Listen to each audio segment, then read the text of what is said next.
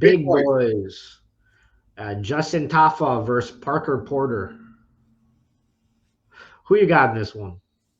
I'm going with the Porter. Like I think just he's more complete. And I was just like, let's try it. Let's make something different because I was guessing you're gonna go with Tafa on the Australian soil. Yeah, freaking Mark Hunt Jr. I'm going with him. Um, I just I think he's a better striker than Parker Porter. But one thing that gives me kind of pause in going with him is that he missed weight. He's the first heavyweight fighter in the UFC to miss weight, and he managed to do that. And since then, even though he won his fight against our boy Hunsucker, um, he was scheduled 2 times to fight last year, and he pulled out of both for undisclosed reasons. And in my mind, I start thinking like, does it have to do with his weight, discipline issues? Like, what's happening here? Is he even going to show up to this fight? Because to miss the 265 mark at heavyweight, that's obviously very rare. He's the first and only guy to do it. So I just wonder, like, if he shows up to the fight, if he can get in the cage, I think he has a good chance of knocking this guy out. But yeah, it's just a question of where his mind's at, where his discipline is at. Because like to miss weight at any weight class is unprofessional, but at heavyweight, come on, It's unique. It's unique. He wants to be special. He's one and only. Nobody else Yeah, can say that.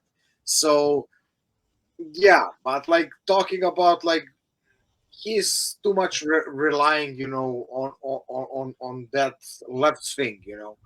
hmm The only thing that I see, okay, we are not counting our, like you said, our guy Hans Sucker and that high kick because like it's accident, against. Hunsucker had his moments, man. He almost broke that arm with that standing Kimura. He did, and I'm sad that our guy didn't get it, but like it is how it is. So I really like. I think Porter is more all around. He will try to go for a takedown.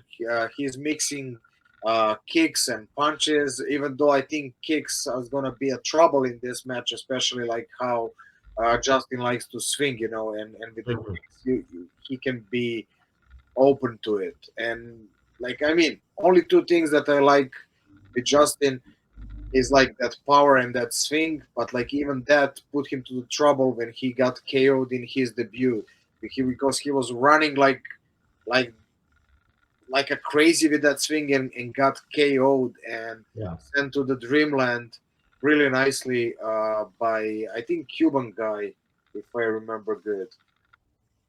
Doesn't even matter, but like exactly like uh, too aggressive with 5-3.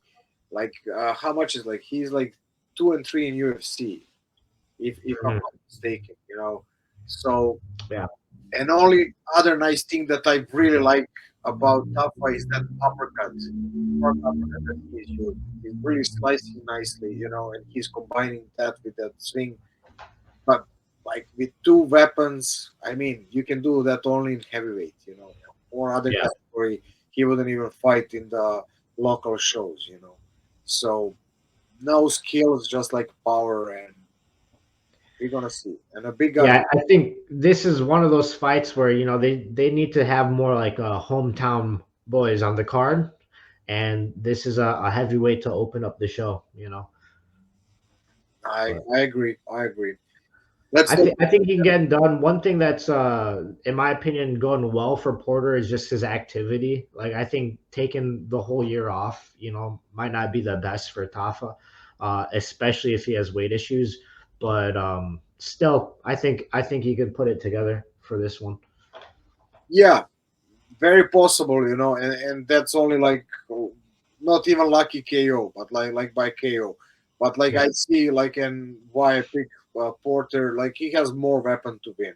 Like he will try Yeah. to wrestle, even though his wrestling is not amazing. He Yeah. will try But to push the pace, push the grind, and I think like especially like he can work on the cardio and break TAFA's spirit, and then he has more opportunity to win. Like Hmm. that's it. Like I just thought like more weapons to win, and I wanted to do something a little bit different, and that's it. Yeah, heavyweight division, that's got to be the hardest to put money on, though, right? Yeah, I agree.